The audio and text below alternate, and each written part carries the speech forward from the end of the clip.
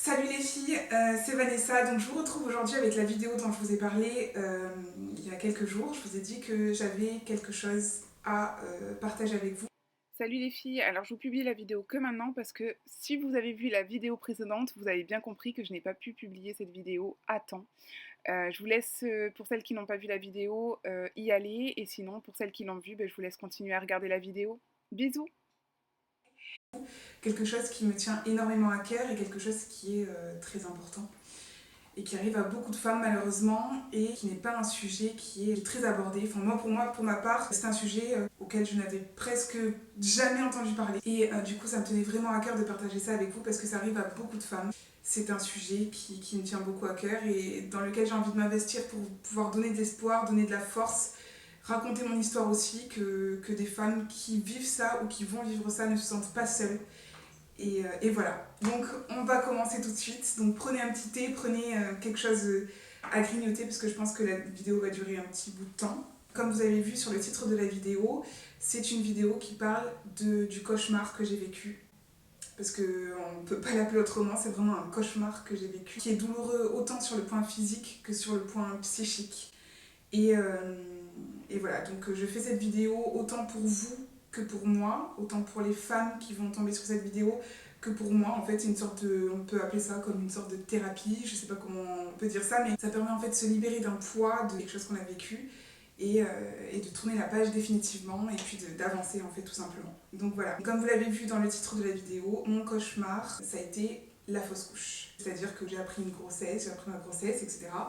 Et j'ai perdu le bébé. Donc ça m'est pas arrivé une seule fois, ça m'est arrivé 2 fois. Donc voilà, après je relativise, je sais qu'il y a des personnes à qui c'est arrivé 5, 6 fois, 12 fois, 13 fois, enfin voilà. Mais moi à partir du moment où c'est arrivé une fois à une femme, je considère que c'est quelque chose d'atroce, donc ça mérite de traiter le sujet. Donc je vais vous raconter tout simplement ce qui s'est passé pour moi. C'est arrivé donc en 2017, donc il n'y a pas si longtemps que ça. Donc on cherchait pas du tout en fait à faire un bébé avec mon copain. Pas du tout, c'était pas notre but. On savait que voilà, d'ici quelques années, on allait essayer de faire un bébé, mais c'était pas du tout le but. Donc j'ai dû arrêter ma pilule parce que j'avais des problèmes au niveau de mes règles, j'avais des règles assez irrégulières on va dire, mais on continuait à faire attention en fait tout simplement. Au mois de février, j'ai remarqué que j'avais une absence de règles. Une semaine après, on court faire un test de grossesse puisque mes règles ne sont toujours pas arrivées. Mais bon, ça me choquait pas vraiment puisque j'avais, comme je vous ai dit tout à l'heure, des règles assez irrégulières depuis quelques mois. On va pour faire un test de grossesse et là, le test de grossesse s'avère être positif. Donc joie, surprise, étonnement. On s'est dit bon, ben, c'est pas quelque chose qu'on attendait, mais enfin voilà, on a une certaine situation, ça fait longtemps qu'on est ensemble, on a un appartement, une voiture, etc. Enfin, on est quand même assez bien installés, donc ce bébé, on va le garder. Voilà, donc c'était une surprise, mais une assez bonne surprise, donc on était contents. Et puis, je commence en fait à avoir des symptômes un petit peu bizarres, mais moi, comme c'est ma première grossesse, enfin, je m'alarme pas du tout. J'avais mal en fait au niveau des ovaires, très très mal au niveau des ovaires du côté droit, ça me faisait vraiment des pincements au niveau des ovaires, des douleurs de règles. Voilà, mais je regardais sur internet et tout le monde disait que c'était normal, que c'était des symptômes de début de grossesse, etc. Donc je m'alarme pas tant que ça. Donc voilà, on est tout content. On annonce très rapidement la grossesse à mes parents. Voilà, on fait une annonce en bonne et due forme. Moi j'achète des petites tasses sympas, j'achète des petites tétines, je mets les tétines à l'intérieur, etc. On fait un apéro dînatoire avec mes parents et je leur offre la tasse comme ça et quand ils regardent dans la tasse, ils voient qu'il y a la tétine. Et voilà, bref, bon, c'était super. Et donc du coup on était super heureux, on avait une échographie le lendemain. Pour voir si l'embryon était bien implanté, etc. Le lendemain, donc arrive le temps de l'échographie. J'ai senti qu'il y avait quelque chose qui allait pas en fait. C'est une échographie endo-vaginale, donc ils sont pas passés sur le ventre. C'est un appareil en fait qui permet de rentrer par en bas en fait par le vagin, qui permet en fait d'avoir un peu plus de précision pour voir si la poche est bien placée, si l'embryon se développe bien, etc. Et là je vois que la femme est un peu silencieuse, elle parle pas trop. Donc elle me dit bon, il y a bien la poche, il y a bien la vésicule vitelline, donc c'est ce qui permet en fait à ce que l'embryon se développe correctement. Elle me dit il y a tout qui est à peu près normal. Elle me dit mais le sac est un petit peu petit pour le terme. Donc soit vous avez ovulé un peu plus tard, ou enfin j'avais pas ovulé à la bonne date ou quelque chose comme ça, enfin je me rappelle plus très bien. Et elle me dit donc ce qu'on va faire c'est qu'on va reprogrammer une échographie d'ici 15 jours pour voir l'évolution de la poche et pour voir l'évolution de l'embryon, voir s'il y a une activité cardiaque, etc. On part un petit peu étonnée mais pas non plus trop stressée, j'avais un pressentiment mais j'étais pas stressée que ça puisque enfin voilà, elle m'avait pas alarmée, elle m'avait pas dit qu'il y avait quelque chose qui pourrait mal se passer. Voilà. Donc du coup, on est revenu 15 jours après pour refaire une échographie. Donc là, normalement, l'embryon aurait dû bien se développer, mais le problème, c'est qu'il n'y avait toujours pas d'activité cardiaque. Donc là, c'était pas possible. En fait, au terme où j'étais, c'était obligé qu'il y ait une activité cardiaque. Je crois que j'étais à 7 semaines d'aménorrhée ou à 8 semaines d'aménorrhée. Et donc là, c'était, enfin, normalement, tout embryon à 8 semaines d'aménorrhée a déjà une activité cardiaque, même à 7 semaines. Je crois que même ça commence à 6 semaines d'aménorrhée. Donc là, je la vois qui commence à prendre des pincettes, à me dire voilà, il n'y a pas d'activité cardiaque, donc peut-être que l'embryon, peut-être que vous avez ovulé plus tard, peut-être que c'est pas la bonne date, etc.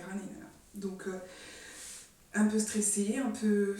Là, on est encore plus en doute, puisque ça fait 15 jours, normalement ça aurait dû évoluer, ça évolue pas, bref. Du coup, on était un petit peu stressés. Elle me redemande de revenir d'ici 15 jours. Mais le problème, en fait, c'est que quand je suis rentrée chez moi, j'ai remarqué en fait que j'avais une grosse perte de sang. Même plus que ce que je perdais quand j'avais mes règles. On a commencé à s'alarmer, on est parti aux urgences. Aux urgences, ils se sont pas alertés tant que ça. Ils m'ont dit il n'y a pas de souci, ça arrive souvent en début de grossesse, donc n'ayez pas peur, voilà. Donc vous inquiétez pas, il n'y a pas de souci.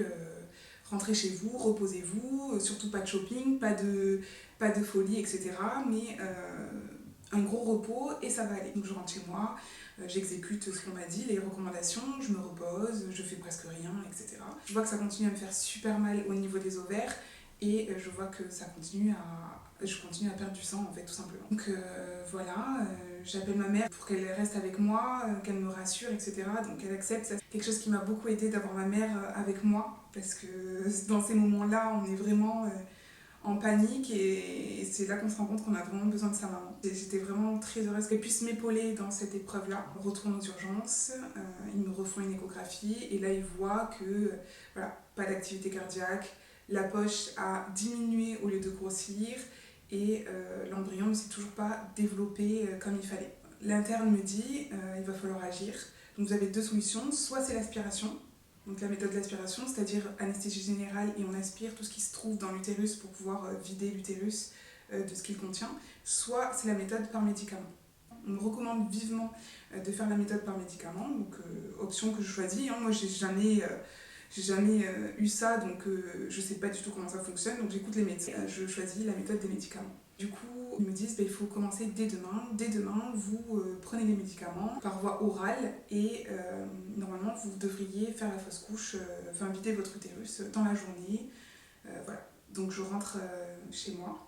On se donne rendez-vous le lendemain matin pour prendre les cachets et puis pour procéder à tout ça. Mais c'est un peu glauque, hein. Franchement, moi j'avouerais que ne pas avoir d'assistance médicale, de devoir faire ça toute seule chez soi, c'est vraiment quelque chose qui est... j'étais en stress, quoi. Je me disais, et si ça se passe mal, et si je fais une hémorragie, et on se retrouve vraiment tout seul face à... J'ai envie de dire face à la mort. On se retrouve avec la mort à l'intérieur de soi.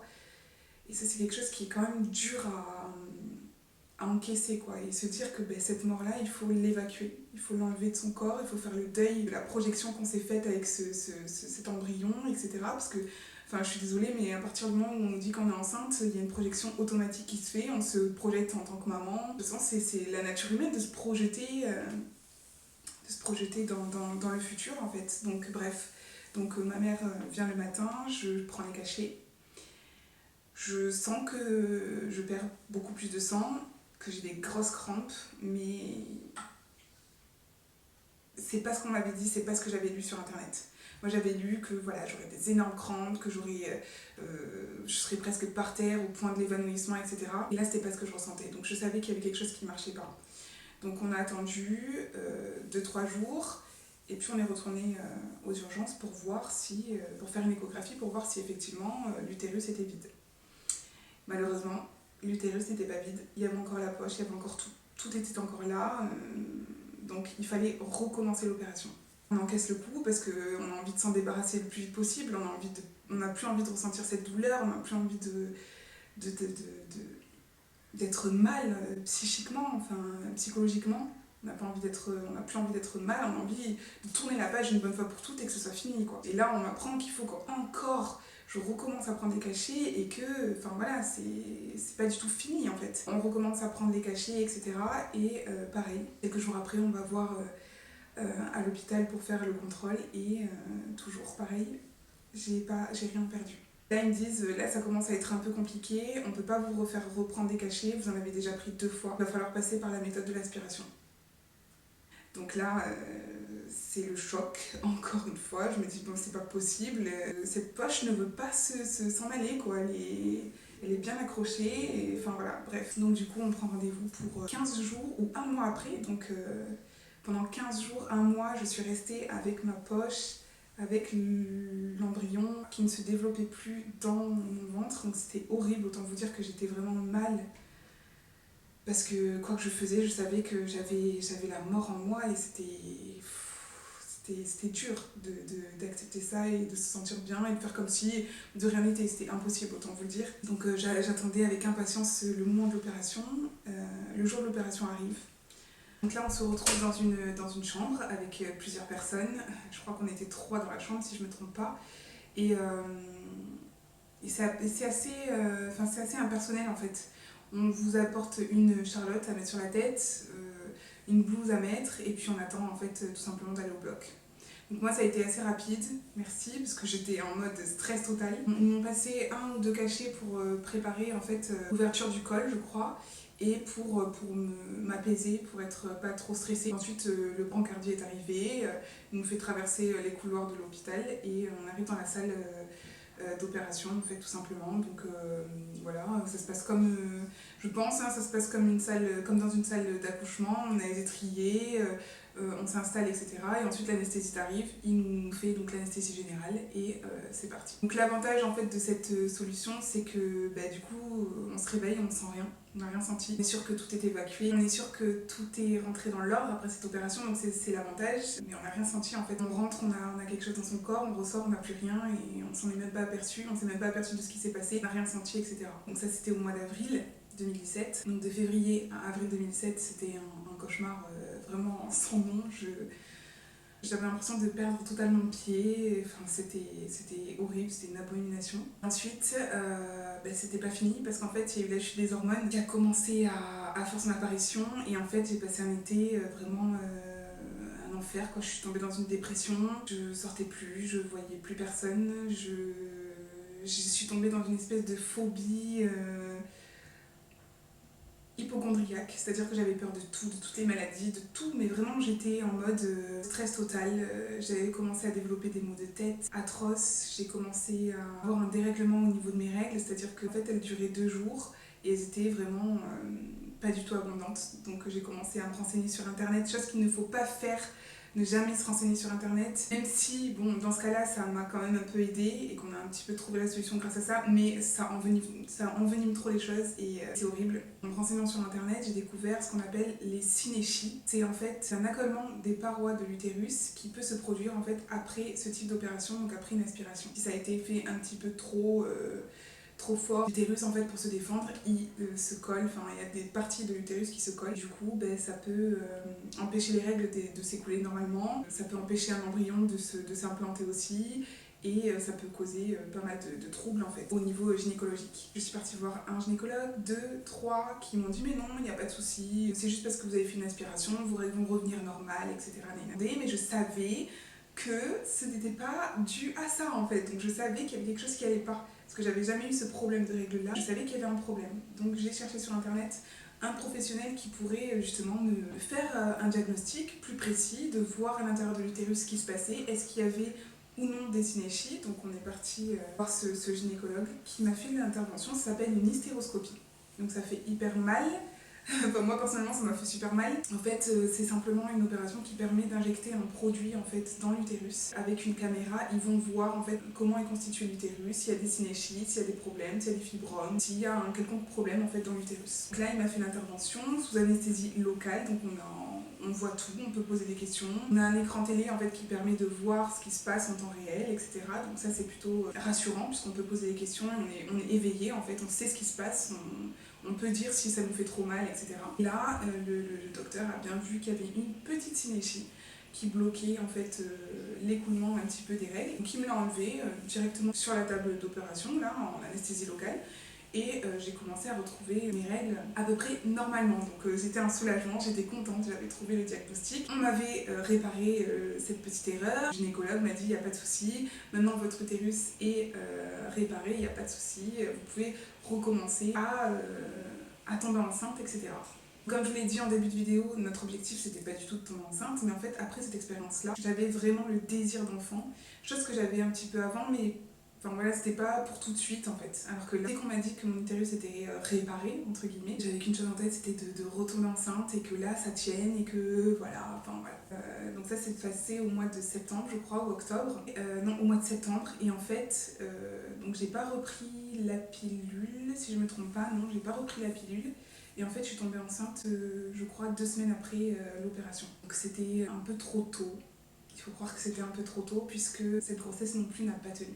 Comme venais de vivre le cauchemar, on va dire que psychologiquement j'étais un peu plus prête et du coup je ne me suis pas du tout accrochée à cette grossesse. C'est-à-dire que quand j'ai fait le test de grossesse, je suis direct partie au labo pour faire les analyses de sang, pour mesurer le taux en fait, pour voir le taux qui était assez correct pour la date à laquelle j'étais. Donc c'était une date assez précoce, je devais être à 4 semaines d'aménorrhée ou quelque chose comme ça, donc très tôt dans la grossesse en fait. En fait 2 jours après, j'avais lu en fait qu'il fallait refaire une prise de sang pour voir si le taux augmentait correctement. Une chose que j'ai faite. 2 jours après, je me suis dit je m'emballe pas. Je me mets pas la pression, si ça se trouve ça va être une grossesse encore qui ne va pas évoluer. Je vais faire mon deuxième test au labo et on verra si ça évolue. Et là, le verdict tombe, le biologiste qui m'appelle, qui me dit effectivement le taux n'a pas doublé, alors que normalement ça devrait doubler, donc vous êtes en train de faire une fausse couche, je suis désolée, etc. Mais c'est quand même le ciel qui me tombe sur la tête une deuxième fois, je me dis c'est pas possible.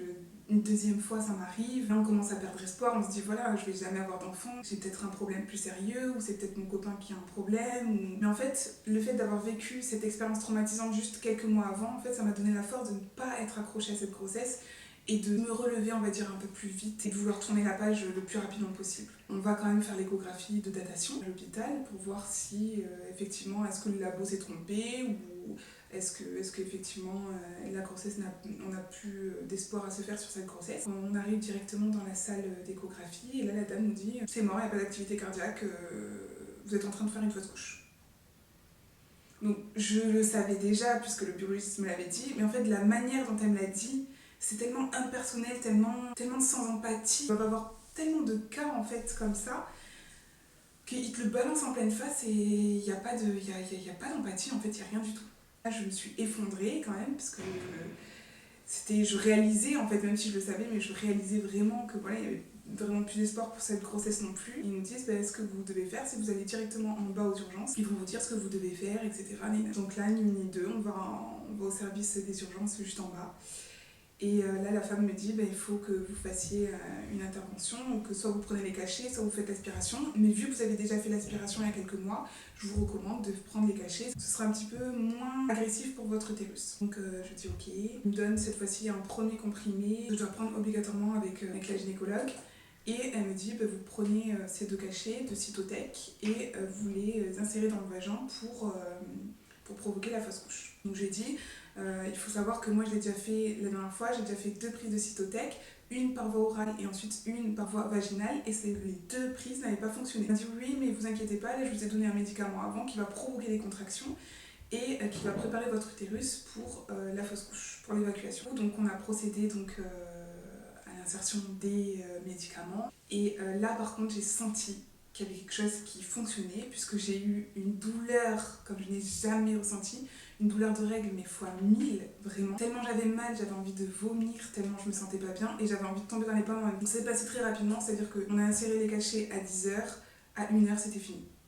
Et quand je vous dis c'était fini, c'est-à-dire que j'ai tout évacué. Et une fois que j'ai tout évacué, plus aucune douleur, mais rien du tout. Et je me suis endormie, et d'une traite. Tellement j'étais épuisée par la douleur. Donc ensuite, ça continue à saigner un petit peu pendant 1 à 2 semaines. Après que ces 2 semaines soient passées, je suis retournée pour faire une échographie de contrôle pour voir si tout était bien évacué. Et là, tout était bien évacué, donc pas, le cauchemar n'a pas recommencé, on va dire, aussi atrocement. J'ai pu bien faire le deuil assez rapidement, donc ça c'était très bien. Ça m'a permis de remonter la pente assez vite et de reprendre voilà, du courage et de la force, et puis de tourner la page et de me dire que j'allais avancer. Donc ensuite, ce qu'on a fait, c'est qu'on avait toujours ce désir d'enfant, même si on était traumatisés par ce qui venait de nous arriver 2 fois, à 2 reprises, donc c'était un peu compliqué. Mais je me suis dit qu'il fallait que je prenne du temps pour moi, que je laisse du temps à mon corps pour se reprendre, pour se reconstruire. Je me suis dit que l'année 2018, ce serait une année où je prendrais du temps pour moi, pour me reconstruire. Donc on est parti, le petit séjour à Barcelone. Et vraiment, ça m'a fait du bien, en fait, de me retrouver moi, de nous retrouver nous en tant que couple, de pas penser au futur bébé, etc., de pas penser à une grossesse, de pas penser... non, en fait, on se retrouvait tout simplement, nous deux, à se reconstruire, à retrouver les pensées positives, à retrouver une énergie positive, en fait, dans notre vie, à vouloir se refixer des objectifs, etc. Et ça nous a fait énormément de bien. Donc on a passé toute l'année, ensuite on a passé l'été, et... Et la bonne nouvelle, c'est que, vous l'avez vu dans ma précédente vidéo, c'est que actuellement je suis enceinte de ma première grossesse en fait. Donc voilà, c'est pour ça que ça me tenait à cœur vraiment de parler de ça, de partager avec vous ce que peut être la fausse couche, parce que c'est vraiment pas un sujet dont on parle beaucoup, énormément, dans n'importe quel milieu, hein, que ce soit dans le milieu afro, dans le milieu des femmes en général en fait, on n'en parle pas beaucoup, j'ai l'impression. Et c'est un peu tabou. Parce que moi, avant que je vive ça, j'avais l'impression que ça arrivait à 1 cas sur 1000 en fait, alors qu'en fait pas du tout. Ça arrive à une femme sur 4, et même si ce n'est pas plus, parce qu'il y a des femmes en fait qui font des fausses couches et qui ne s'en rendent même pas compte. Donc ça arrive très très très fréquemment, et je pense qu'il faut délier les langues et il faut en parler en fait. Parce que c'est quelque chose qui fait atrocement mal physiquement et psychologiquement, et c'est quelque chose aussi qui peut mettre dans une situation de honte, une situation inconfortable, parce qu'on ne se sent pas apte à être mère, on ne se sent pas capable, on a l'impression que notre corps n'est pas capable de pouvoir procréer, et ça peut créer un sentiment vraiment très grand d'inconfort et de manque de confiance en soi, et ça peut engendrer beaucoup de choses. Donc je pense que c'est un sujet dont il faut parler vraiment. Il faut faire beaucoup de prévention sur ça, parce que ça arrive à énormément de femmes. Si vous avez vécu la fausse couche aussi, n'hésitez pas à partager votre témoignage en commentaire. Ça pourra toujours aider, réconforter des personnes qui passent par là ou qui sont passées par là, parce que c'est vraiment quelque chose de très dur. Et puis je vais vous laisser sur ça. J'espère que la vidéo aura pu être instructive, que vous aurez pu apprendre quelque chose, ou que ça aura pu vous apporter, je sais pas, quelque chose, vous soulager, vous dire que vous n'êtes pas seul à vivre ce genre de choses. Et puis voilà, je vais arrêter la vidéo là, et puis je vous fais de gros bisous, prenez soin de vous. À bientôt, ciao.